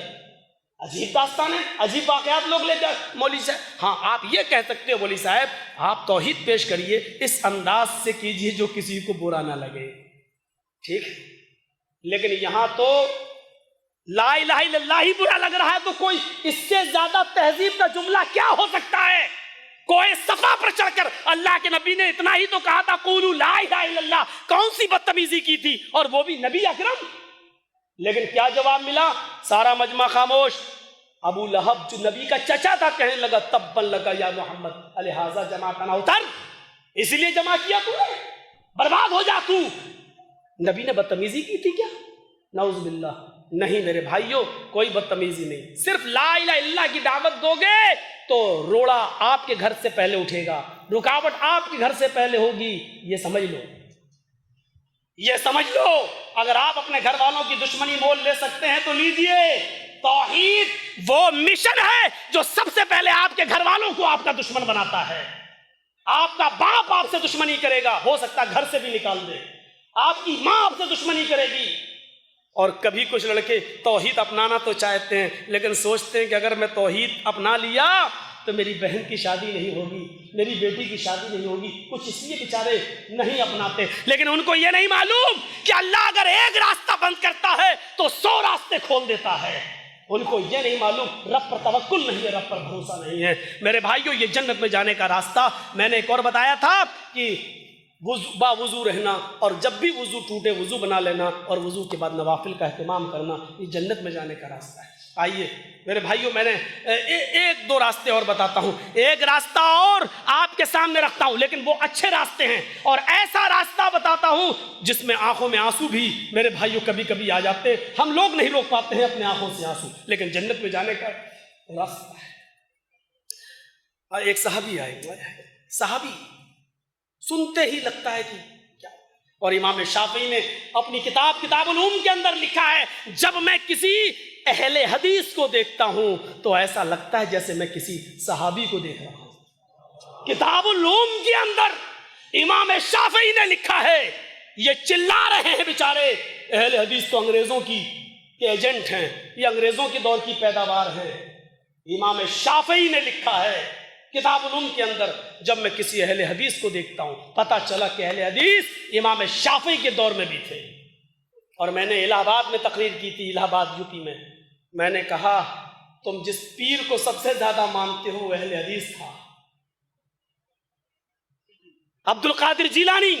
پڑھیے غنیت الطالبین، سینے پر نیت باندھتے تھے، پڑھیے ان کی کتاب، سورہ فاتحہ پڑھتے تھے، پڑھیے ان کی کتاب، جنازے کی نماز میں بھی وہ سورہ فاتحہ پڑھتے تھے، پڑھیے ان کی کتاب، وہ رفع الیدین کرتے تھے، پڑھیے ان کی کتاب، وہ زور سے آمین بولتے تھے۔ یہ ساری خصوصیات ہیں عبد القادر جیلانی کی، وہ اہل حدیث تھے۔ کہنے لگا نہیں وہ شافعی تھے۔ الہ آباد کا مولوی بولا وہ وہ شافعی تھے اور امام شافعی زور سے آمین بولتے تھے، تو کسی کی تقلید کرنا تو ضروری ہے، وہ امام شافعی کی تقلید کرتے تھے۔ میں نے کہا چل اسی پر فیصلہ کر لے، تیرا پیر امام شافعی کی تقلید کر رہا ہے، تو ابو حنیفہ کی کیوں کر رہا ہے؟ اس کا مطلب تیرے پیر نے وہ راستہ جو اپنایا تھا وہ غلط تھا، یا جس کو امام مانا وہ غلط تھا، تم صحیح مان رہے ہو، ورنہ جو پیر کرے وہی تم کرو۔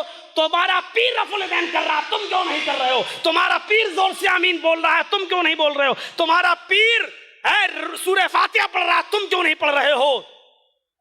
میں نے کہا شکر ادا کرو، تم تو اتنے کنگال ہو، اتنے فقیر اور بے بس و مجبور ہو کہ تمہاری جھولی میں اور تمہارے خانوادے میں تو کوئی بزرگ بھی نہیں ہے، تمہیں بزرگ بھی ملا ہے تو اہل حدیثوں کا بزرگ ملا ہے۔ تم اتنے لاچار و بے بس ہو، اتنے بے بس۔ جانتے ہو غنیۃ الطالبین میں کیا لکھا ہے؟ ان سے پوچھا گیا، عبد القادر جیلانی سے ان سے پوچھا گیا کہ جنت میں جانے والا فرقہ کون سا ہے، تو انہوں نے فرقہ نہیں بتایا، انہوں نے کہا 72 فرقے تھے بنی اسرائیل میں، اللہ کے نبی نے کہا 73 ہوں گے، انہوں نے کہا 72 جہنمی، ایک جنتی۔ پوچھا گیا عبد القادر جیلانی سے جنتی کون؟ انہوں نے کہا ہم اصحاب الحدیث، جنت میں جانے والے اہل حدیث ہوں گے۔ کیا کہا تھا انہوں نے؟ اہل حدیث ہوں گے۔ اب ان سے پوچھا گیا اچھا یہ بتاؤ بدعتی کی پہچان کیا ہے؟ انہوں نے کہا بدعتیوں کی بہت پہچان ہے، بدعتی کی بہت پہچان ہے۔ تو کہا کہ ایک پہچان بتا دو۔ انہوں نے کہا بدعتی کی سب سے بڑی پہچان یہ ہوگی کہ وہ اہل حدیث کو دیکھ کر جلتا ہوگا۔ پہچان بھی کیا بتائی غنیۃ الطالبین میں عبد القادر جیلانی نے کہ بدعتیوں کی بہت سی پہچان ہے، کہا ایک بتا دو، کہا سب سے بڑی پہچان یہ ہوگی کہ وہ اہل حدیث کو دیکھ کر جلتا ہوگا۔ ایمانداری کے ساتھ بتائیے میرے بھائیوں، آج اہل حدیثوں کو دیکھ کر کون جلتا ہے؟ یہ پہچان ہوگی۔ اور یہ انہوں نے خود کہا ہے، ایسا نہ ہو کہ کل یہ فتویٰ دے دیں کہ غنیۃ الطالبین پڑھنا بھی حرام ہے۔ ان کی اپنی لکھی ہوئی کتاب۔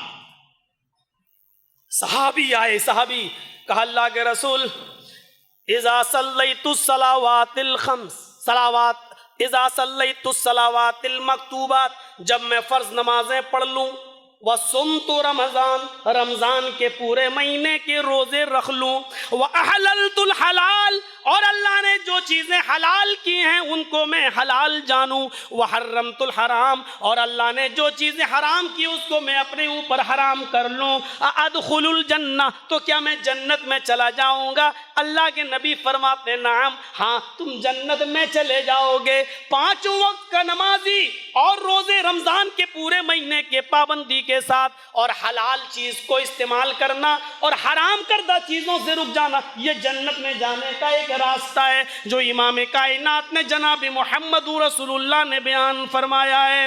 آئیے جنت میں جانے کا ایک راستہ بتاؤں۔ ایک عورت آتی ہے، مسلم شریف کی روایت ہے، کہتی ہے اللہ کے نبی مجھے مرگی کا دورہ پڑتا ہے۔ مرگی، کھڑے ایک دم اچانک ہاتھ پیر کانپنے لگتے، گر جاتے۔ کہا اللہ کے نبی مجھے مرگی کا دورہ پڑتا ہے اور خطرناک دورہ پڑتا ہے، جب میں زمین پر گر جاتی ہوں تو میں برہنہ ہو جاتی ہوں، میرا سطر کھل جاتا ہے، میرے لیے اللہ سے دعا کیجئے کہ اللہ میری بیماری ٹھیک کر دے۔ آپ نے فرمایا اے عورت، اے خاتون، میرے پاس تیرے لیے 2 آپشن ہیں۔ پہلا آپشن تو یہ ہے کہ میں تیرے لیے دعا کروں اور تو ٹھیک ہو جائے، دعا کروں گا تو ٹھیک ہو جائے گی، لیکن گارنٹی نہیں ہے کچھ کہ تو جنت میں جائے گی یا نہیں۔ اور دوسرا آپشن یہ کہ تو اسی بیماری میں پڑی رہے اور صبر کر، اسی بیماری میں پڑی رہے اور صبر کر، تیرے لیے جنت ہے۔ اب بتا ان دونوں میں سے میں کیا کروں؟ تو صبر کرتی ہے اس بیماری میں یا دعا کروں؟ میں دعا کروں گا ٹھیک ہو جائے گی۔ صحابیہ تھی، صحابیہ، اس نے کیا کہا؟ ہم اور آپ کہہ سکتے ہیں مولوی صاحب جمعے کے بعد دعا کرا دیجئے، میرے باپ کی طبیعت خراب ہے۔ میں ناجائز نہیں کر رہا ہوں، میں کل کہہ دو مولوی صاحب ناجائز کہہ گئے، کرا سکتے ہو، لیکن ہم اور آپ دعا کرا سکتے ہیں۔ جب نبی نے اس کے سامنے یہ آپشن رکھے، کہنے لگی نہیں مجھے ٹھیک نہیں ہونا ہے، اے اللہ کے رسول اگر آپ ٹھیک ہو رہے تو جنت کی گارنٹی نہیں، اور اس بیماری میں صبر کر رہی ہوں تو میرے لیے جنت ہے، اے اللہ کے نبی مجھے جنت چاہیے، جنت چاہیے، میں اس بیماری میں پڑی رہنا چاہتی ہوں اور صبر کروں گی، لیکن اتنی دعا تو کر دیجئے اللہ سے، جب میں زمین پر گروں تو میں ننگی نہ ہوا کروں، برہنہ نہ ہوا کروں، میرا ستر چھپا رہے، میری شرمگاہ نہ کھلے۔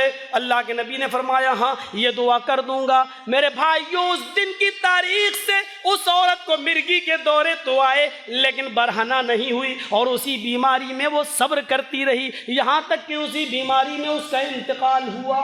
تو بیماری پر صبر کرنا اور بیماری کو بد دعا نہ دینا، یہ بھی جنت میں جانے کا ایک راستہ ہے۔ اور اب ایک راستہ میں تمہیں جو بتانے جا رہا ہوں اس کو غور سے سنیے۔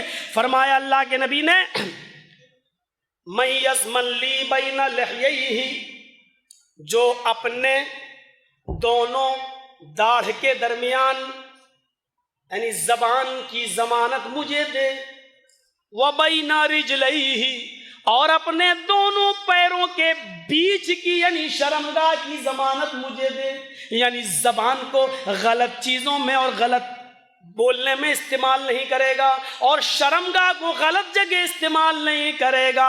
اضمن لہ الجنہ، میں اس کو جنت کی ضمانت دیتا ہوں، میں اس کو جنت کی گارنٹی دیتا ہوں۔ یہ بھی ایک راستہ جنت کا ہے۔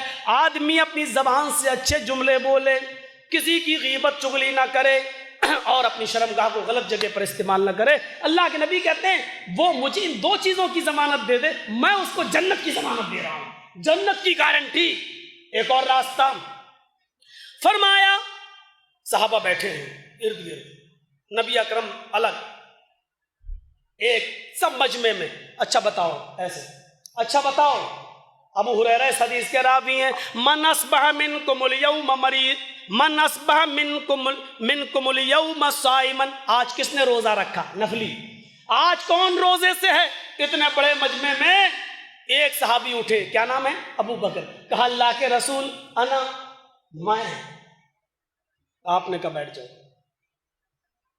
من اطعم منکم الیوم مسکینا، اب یہ بتاؤ اتنے بڑے مجمع میں آج کسی مسکین کو کھانا کس نے کھلایا؟ پھر ابو بکر اٹھے کہ اللہ کے رسول میں نے۔ اچھا بیٹھ جاؤ، روزہ بھی تم ہو، کھانا بھی تم نے کھلایا، بیٹھ جاؤ۔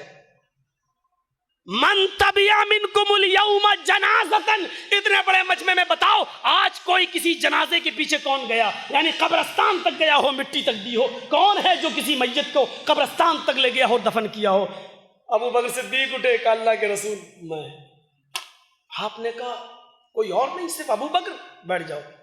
آپ نے آخری سوال کیا، من عاد منکم الیوم مریضا، یہ بتاؤ کسی مریض کی عیادت آج کس نے کی؟ پھر حضرت ابو بکر صدیق اٹھے، فقال ابو بکر انا یا رسول اللہ، اے اللہ کے رسول میں نے۔ آپ نے کہا بیٹھ جاؤ۔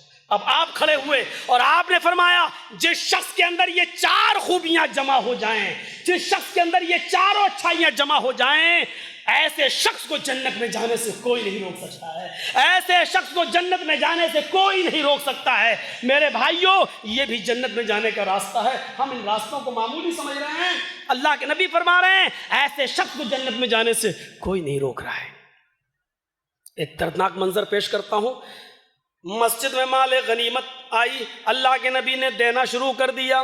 حضرت عائشہ نے کہا اے اللہ کے رسول اس میں تو آپ کا بھی حق ہے۔ فرمایا ہاں۔ عائشہ چولہا سنبھال لو، آج ہمارے گھر میں بھی کھانا بنے گا، 15 دن سے چولہا نہیں جلا۔ عائشہ خوش ہے، آج میرے گھر میں بھی گوشت بنے گا، آج میرے گھر میں بھی کھانا بنے گا۔ اللہ کے نبی نے کہا چولہا سنبھال لو، اور آپ مسجد میں چلے گئے، دونوں ہاتھ بھر بھر کر لوگوں کو ان کا حق دینے لگے۔ لاسٹ میں آپ کو اپنا حق بھی ملا۔ 2 تھیلے بھرے ہوئے تھے، آپ نے اس ہاتھ سے یہ تھیلا اٹھایا، دوسرے ہاتھ سے دوسرا تھیلا اٹھایا، آپ اپنا حصہ لے کر اپنے گھر کی طرف جانے لگے۔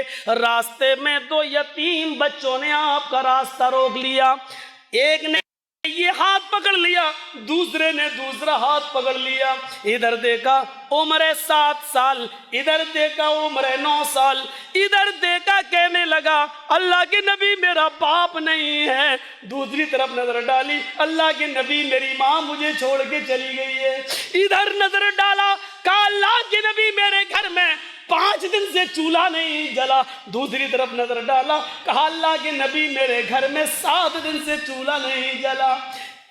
نبی اکرم کی ہاتھوں کی گرفت ڈھیلی پڑ گئی، آپ نے یہ تھیلا اس بچے کو دے دیا، دوسرا تھیلا دوسرے بچے کو دیا، دونوں بچے یتیم اپنے اپنے تھیلے لے کے جانے لگے، اور اللہ کے نبی ان کو دیر تک دیکھتے رہے، آنکھوں میں آنسو ہیں، دیکھتے رہے جب تک یہ دونوں یتیم بچے نبی اکرم کی نگاہوں سے اوجھل نہیں ہو گئے، تب تک آپ ان کو ٹکٹکی لگائے دیکھتے رہے۔ اس کے بعد جب وہ نظروں سے چھپ گئے، آپ نے دروازے کو دستک دی، حضرت عائشہ نے خوشی خوشی دروازہ کھولا، آپ نے السلام علیکم کہا اور اندر داخل ہو گئے۔ حضرت عائشہ نے جواب دیا وعلیکم السلام، لیکن دیکھا دونوں ہاتھ خالی ہیں۔ سوال کیا اللہ کے نبی آپ تو چولہا سنبھالنے کے لیے کہہ کر چلے گئے، میں نے چولہا سنبھال لیا، آپ تو خالی ہاتھ گئے تھے اور خالی ہاتھ واپس آ گئے، آپ کا حصہ کیا ہوا؟ آپ کا حصہ کیا ہوا؟ فرمایا عائشہ 2 یتیم بچے مجھے راستے میں مل گئے، ایک کی عمر 7 سال، ایک کی عمر 9 سال، ایک کا باپ نہیں تھا، ایک کی ماں نہیں تھی، ایک کے گھر میں 5 دن سے فاقہ تھا، دوسرے کے گھر میں 7 دن سے فاقہ تھا۔ عائشہ میں نے اپنے دونوں تھیلے دونوں بچوں کو دے دیے۔ اللہ کے نبی میرے سرتاج میں نے کہاں یہ غلط کیا، اچھا کیا، لیکن چولہا سنبھالنے کا آرڈر مجھے دے گئے تو کم سے کم دونوں تھیلوں میں سے 2 مٹھی نکال لیتے، آج میرے گھر میں بھی کچھ پک جاتا، 2-4 روٹیاں میں بھی بنا لیتی، آج کم سے کم پیٹ بھر جاتا۔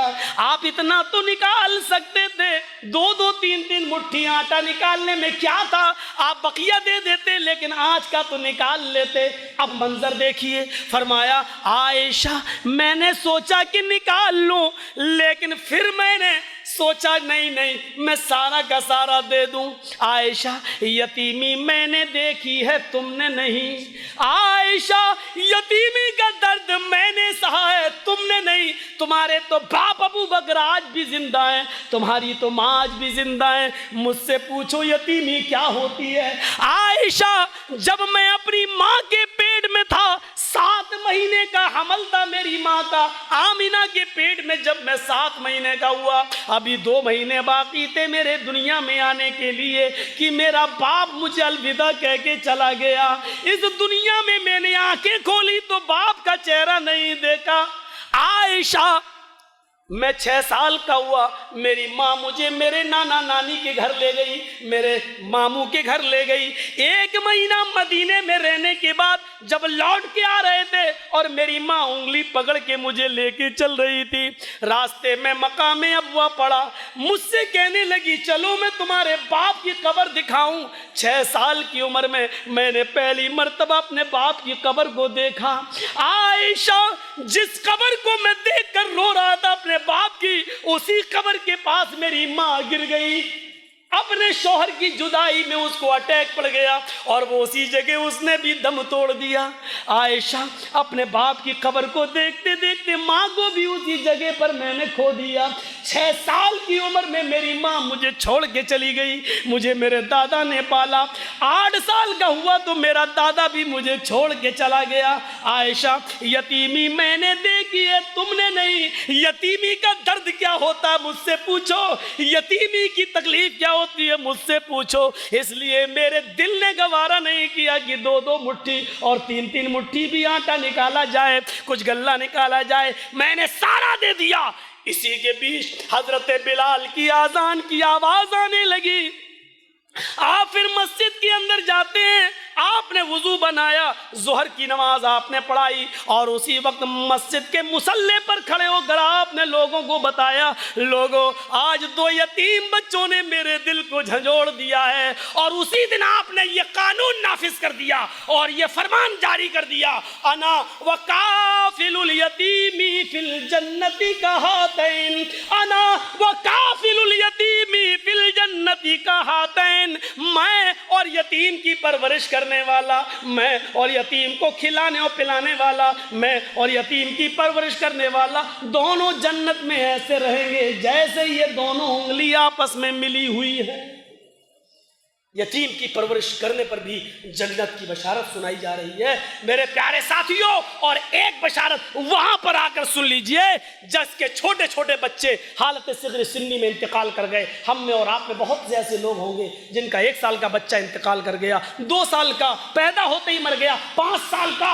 ऐसे बच्चे, बुखारी शरीफ के अल्फाज हैं, सिगारुहुम दामीसुल जन्ना, जिनके छोटे छोटे बच्चे इंतकाल कर जाते हैं, अल्लाह के नबी फरमाते हैं अल्लाह उनकी रूहों को जन्नत के अंदर डाल देता है। वो बगैर रोक टोक जहां जाना चाहें जाएं, टहलें और घूमें। कयामत के दिन जब इनके माँ बाप को इकट्ठा किया जाएगा और इनके माँ बाप के पास नेकियां कम होंगी, फरमान जारी होगा, जाओ इनके पास नेकियां कम है, इनको जहन्नम में डाल दो।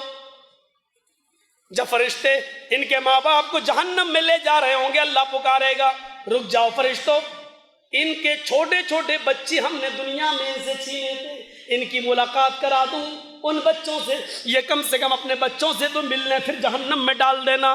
फिर हुक्म देगा, आए फरिश्तों जन्नत से इनके छोटे छोटे बच्चे लाओ। छोटे छोटे बच्चों को लाया जाएगा। बुखारी शरीफ की हदीस के अल्फाज हैं, यल्कादुहुम अबा, हर एक बच्चा अपने माँ बाप से मुलाकात करेगा, खुश होगा, अपने माँ बाप से मुलाकात करके खुश होगा। हुक्म होगा फरिश्तों, बस मुलाकात का वक्त खत्म, इन बच्चों को जन्नत में डाल दो, इनके माँ बाप को जहन्नम में डाल दो। जैसे ही बच्चे अपने माँ बाप के बारे में ये सुनेंगे कि अल्लाह का हुक्म है इनको जहन्नम में डाल दो, फयाखुज़ु बिनाहियति सौबी, वो छोटे छोटे बच्चे अपने बाप के दामन को पकड़ लेंगे, अपने बाप के कपड़े के कोने को पकड़ लेंगे। फलम युफारिकहा, फिर वो उसको नहीं छोड़ेंगे। कहेंगे अल्लाह ये तेरा कैसा इंसाफ है, दुनिया में भी तूने मुझे मेरे माँ बाप की मोहब्बत से दूर रखा और आखिरत में भी तू मुझे मेरी माँ बाप की मोहब्बत से दूर कर रहा है। ऐ अल्लाह, जब आखिरत में भी मुझे मेरे माँ बाप नहीं देना थे तो दुनिया में तूने मुझे क्यों छीना? मुझे मेरे माँ बाप की मोहब्बत नहीं मिली। ऐ अल्लाह, दुनिया में बहुत से बच्चों को उनके माँ बाप की मोहब्बत मिली थी, मुझे नहीं। आखिरत में मुझे मेरे माँ बाप की मोहब्बत अता फरमा दे। अल्लाह का दरियाए रहमत जोश में आएगा, फरमाएगा आए फरिश्तों, मैंने मासूम बच्चों की दुआएं सुन ली, इनकी आरजुओं को सुन लिया। ये बच्चे ठीक ही कह रहे हैं, जाओ आए फरिश्तों, मैंने इन माँ बाप को भी, इनके माँ बाप को बख्श दिया है, इन बच्चों के साथ इनके माँ बाप को भी जन्नत के अंदर दाखिल कर दो। तो जो लोग जिनके बच्चे अल्लाह छीन लेता है, अगर उन्होंने अपने बच्चों के इंतकाल पर सब्र किया है, इन्ना लिल्लाह पढ़ा है, जाहिलियत के नारे नहीं लगाए हैं और अल्लाह के इस फैसले को उन्होंने बुरा फैसला नहीं समझा है, तो ऐसे लोगों को भी अल्लाह ताला उनके बच्चों के साथ जन्नत के अंदर दाखिल कर देगा। मेरे प्यारे साथियों, जन्नत में जाने के बहुत से रास्ते हैं, मैंने मुख्तसर से कुछ रास्ते आपके सामने रखे हैं। अल्लाह ताला से दुआ है कि अल्लाह ताला हम सबको जन्नत के रास्तों पर चलने की तौफीक अता फरमाए, तौहीद पर चलने की तौफीक अता फरमाए, जब तक ज़िंदा रखे तौहीद पर रखे, और जब खात्मा हो तो ईमान पर खात्मा फरमाए। व मा अलैना इल्लल बलागुल मुबीन व आखिरु दावाना अनिल हम्दुलिल्लाह।